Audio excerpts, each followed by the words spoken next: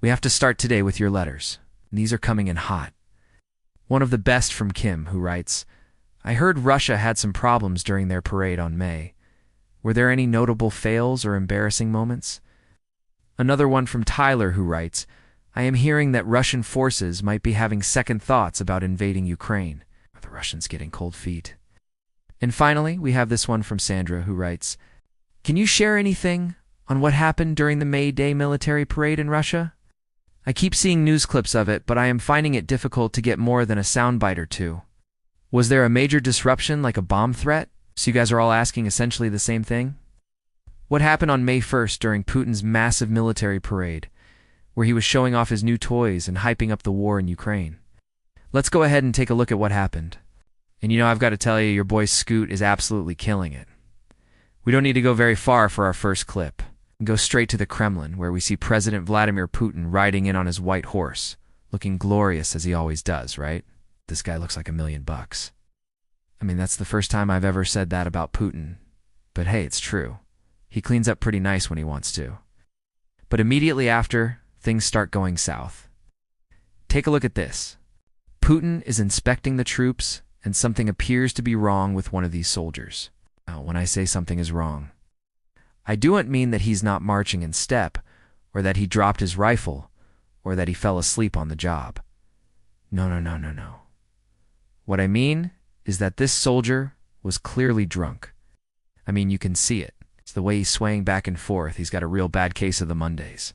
Now, I'm not an expert on alcoholism, but I'm pretty sure that if one of your soldiers is so drunk that he can barely stand up, that's considered a failure of leadership, and maybe that soldier needs to seek out some help. But hey, I mean, they still showed up to work, right? So that's good. Now, we're not sure why this soldier was drunk, but maybe it's because he was celebrating the fact that he would never have to march in Putin's parade again. Because as soon as this video came out, everyone was talking about how this wasn't just some random soldier. This was actually Major Sergei Chibisov, the commander of the unit. And he got drunk because he knew that he was being fired. That's right. Putin had him removed from his position. This is one of the most important military parades that Russia has ever held, and you show up drunk as the commander of your unit.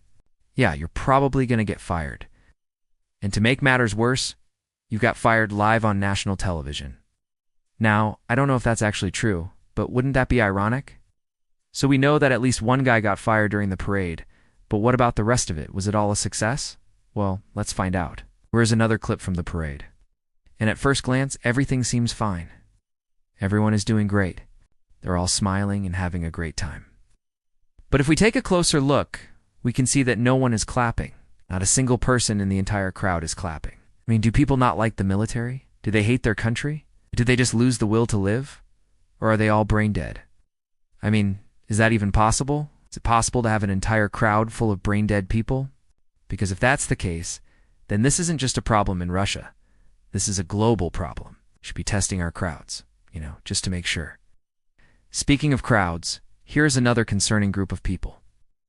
These are the so-called supporters of Putin, and they're all standing around holding up signs that say, for Russia, for Putin, and Z. Now, this is troubling for a couple reasons. So first of all, I want to know what the Z stands for.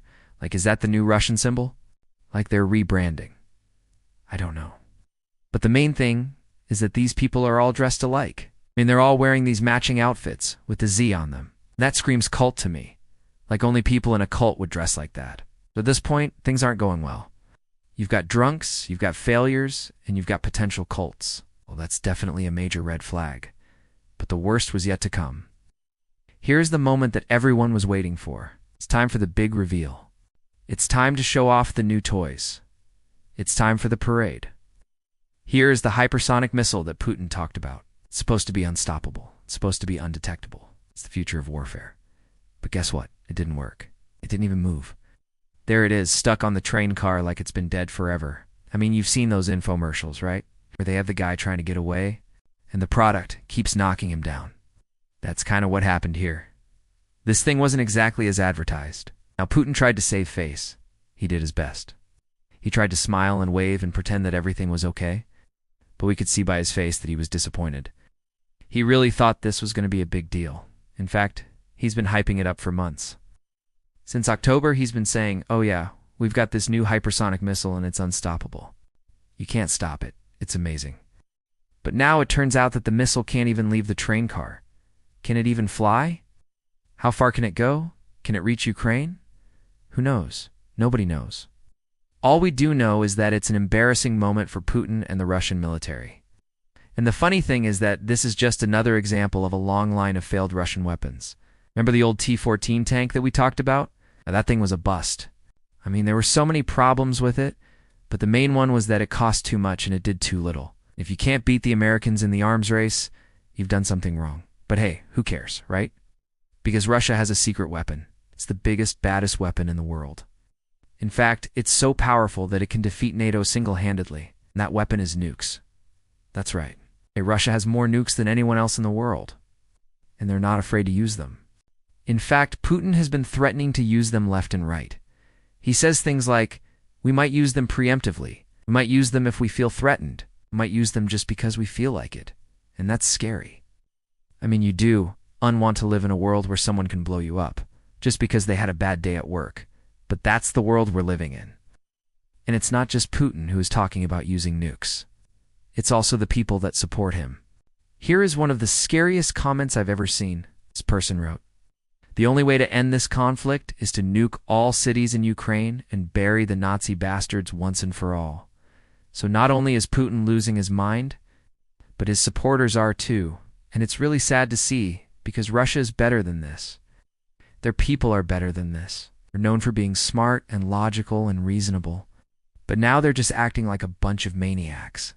And it's all because of one man. It's all because of the leader. The leader has failed his people. The leader has failed his country.